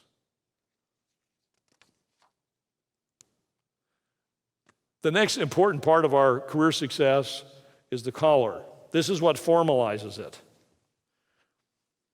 The collar stands for career planning. Now, this is not a career planning exercise, and I don't do a lot of personal career planning, although I've spent years working on mine. I had the privilege of going to a career planning seminar very early in my career. It made a profound impact on where I've ended up. However, I want to say to you, you can read about career planning and learn stuff. You can take career planning seminars and workshops. It's important. It's not just about learning about all these other parts. If you've got all of this other stuff down, and you don't have a good career plan, you haven't formalized the whole career success process. You need to plan something. God tells us in Jeremiah 29:11, "I know the plans I have for you, declares the Lord, plans to prosper you and not to harm you, plans to give you a hope and a future." But then he tells us in Proverbs over and over and over again, that we need to do all of our immediate planning, our short-term planning, our tactical planning, our day in and day out, year in and year out planning. We have a planning responsibility too. And part of that comes with our career. We just don't wait around like a ship on the seas without a rudder, just letting the wind blow us around. Well, God will help. God will put me where He wants me to be. Not without your help. He can't do it without you. Career planning will help that. It's not the sole answer, but it's a part of it. The last part is the pocket. Represents your heart. Now, I added the heart later. I didn't have this early on in my metaphor. I added it later. I knew I had a piece part of this shirt. If I were smart, I'd now take this pocket off so I could stick it on at the last minute. The pocket doesn't come with every shirt. You've probably seen some of these shirts that don't have pockets. There's some people managing their career without a heart. Makes a big difference. Like a shirt, not all are wanting to attain the same success that some of us want to attain. But for us to attain the right success, we need to attain it with a heart. The heart gives life to our soul and love and grace to others. We can't really treat all those people around us and being the influence that God would have us be without having a heart part of our career. You know, there's so many people that leave a secular career and go into ministry thinking that they can't be in ministry without becoming sometimes a full-time vocational pastor or employee in a church somewhere. And that's patently false. All the jobs that we do are ministries. I think God's pretty clear about that. All we got to do is take our heart to work. There were a lot of years early in my career when I left my heart out of the office. Didn't do me any good. Didn't do anybody else any good either. Okay, the last thing I want to mention is the buttons. Now, I'm not going to stick them all on here, but I did take them off the shirt just so I could illustrate they needed to go back with the shirt.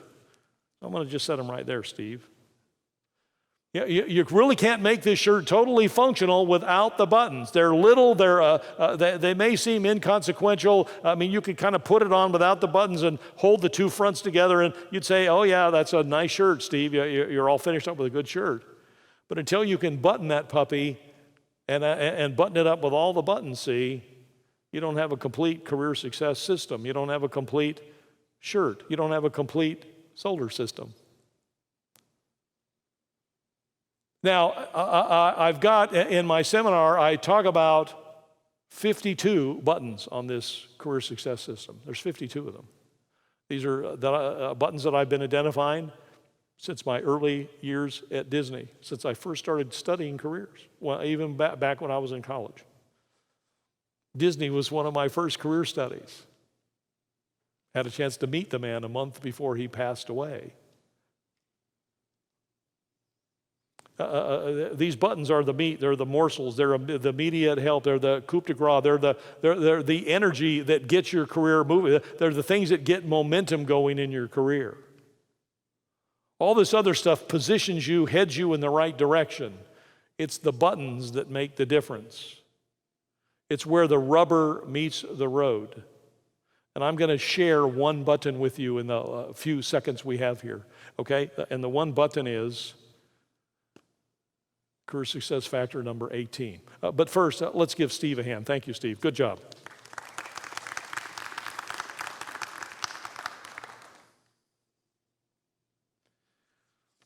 I want to talk about this one button, throwing coal in the engine. I learned this button, I learned this factor very early in my career, and it had a profound effect on me. Now, if you know the principle of steam trains, locomotives, you know that a steam engine works because there's a fire going on underneath a big tub of water. If you look at steam engines, they're a usually big round cylindrical thing in the engine, and most of that has got water in it. And underneath that, they're usually throwing wood or coal in, And it's that superheats the water to the point where it boils and it expands, and it's in the expansion, the creation of steam, that gives the engine power. That's all the physics I want to get into. The point is this: you've got to feed the fire to get the water turned to steam to get the train to move forward or backwards. And we had a sales manager in our company, brand new. I was a neophyte in my organization, a neophyte HR guy, and he said, our company is like a steam train. He said the good thing about that is, in terms of this metaphor that he was using, he said, we're all on the same track heading the same direction. A lot of companies can't say that, but he said, I'm pleased to tell you that we're all on the same track. But some of our competitors are on the same track too. So this is the race to the swiftest.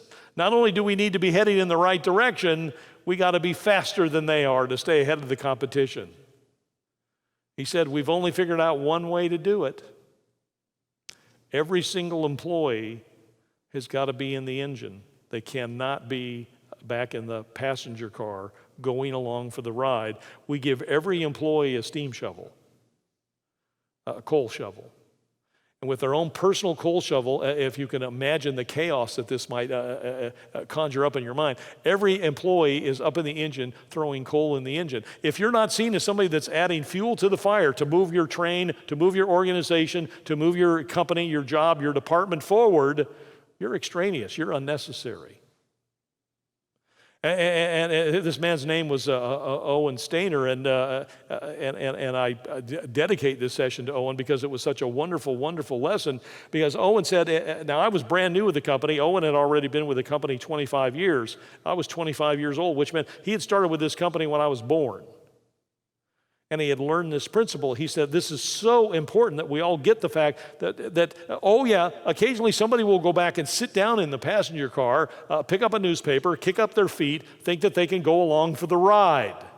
But it doesn't take long before somebody notices they're not there. They go back and they boot them right off the back of the train, and they're going bump, bump, bump on their bum down the track as the train leaves them behind. You don't want your trains to leave you behind. If you want to be, when your company has a layoff, 30% layoff, 40% layoff, 20% layoff, and I say this over and over and over again, I hope you get this. No matter how big or small the layoff is, let's say it's a 40% layoff, do the math. That means 60% of the people are staying. And it also means probably that maybe 15 or 20% of the top individuals, not only are they staying and surviving, they're succeeding, they're getting pay increases, they're getting promotions. So if you want to be one of those ones that's thought well of and you're kept on the train when 40% have to be cut loose, or you want to even be one of the more successful ones that gets a pay raise and a promotion at the same time, this is one of the factors that'll get you there. Be known as somebody who's always throwing coal in the engine. It's up to you. This is not a function of the economy. It's not a function of competition. It's not a function of what your supervisor did or didn't do. All those things impact it, but you're the most influential in terms of where you end up, on or off the train. Do things to at least increase your odds of, if this is a train you want to be on, then do something about it now. You can't wait to be known as the person that throws coal in the engine after they announce the layoff and you've been goofing off for the last 3 years. There are some employees, you've seen them in every organization, they all have them, people that do just enough to hold on to their job. They come in just at the last second, sometimes a few seconds late, always have a good reason why they're late. They sneak out a bit early, they stop working while they're on the job, they quit early mentally if no other way. They do just enough when the company is short of people. Yeah, they're going to be, because they've been trained, they know how to do some of the things. But when things get tight and 40% got to go, they're one of the top of the list of the people that are getting cut loose. I don't know how many times that has to happen before you get it. You and I are responsible for which list we're on. When I went to the UK and we shut down our UK office many, many years ago, I love the British terminology for so many things. And in a business context, when there's a layoff going on, the people that are getting laid off versus the people that are staying on the job, they refer to them as leavers and stayers. Pretty simple. Do you want to be a leaver or a stayer? And you're going to face that, and your bosses are going to face decisions about you periodically for various reasons, layoffs or other things. And we can control many times, perhaps not all the time, we can control whether we're leavers or stayers. So our completed career success system, whether it's a dress shirt or the career success system that I just tried to describe with that metaphor, is all about putting all the parts together in the right way so that we can end up with the system that we can manage appropriately. If you do that, you'll be well prepared from this moment forward to both disembark and end up where you want to end up.